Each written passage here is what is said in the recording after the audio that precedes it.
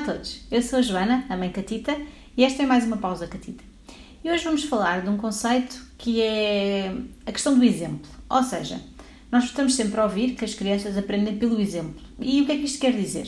Quer dizer que mais do que nós falamos e damos discursos inspiradores de como é que se deve fazer uma coisa, qual é que é o importante numa situação, é pelo exemplo que as crianças aprendem. É pela pessoa que nós somos que as crianças aprendem quais é que são os valores, quais é que são as respostas a dar em determinadas situações. E aqui acontece uma coisa muito interessante, que é, nós não conseguimos dar o exemplo às crianças de alguma coisa que nós não temos trabalhada em nós. Ou seja, primeiro, nós temos de trabalhar determinadas competências em nós, pais, para que consigamos servir de exemplo às crianças. Por isso, se eu quero trabalhar a generosidade numa criança, eu tenho de praticar a generosidade na minha vida. Eu tenho de praticar e desenvolver a capacidade de ser generoso.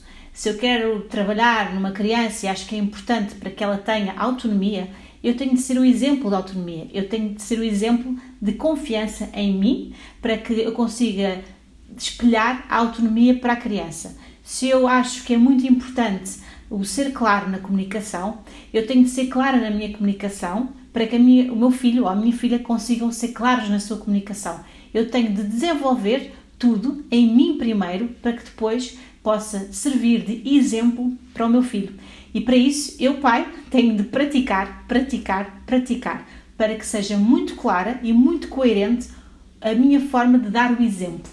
Por isso, notem que características ou que capacidades, que ferramentas é que vocês acham que são importantes para os vossos filhos terem no futuro e comecem a praticá-las primeiro em vocês, porque só quando vocês as têm desenvolvidas em vocês é que podem ser um exemplo claro e inspirador para os vossos filhos.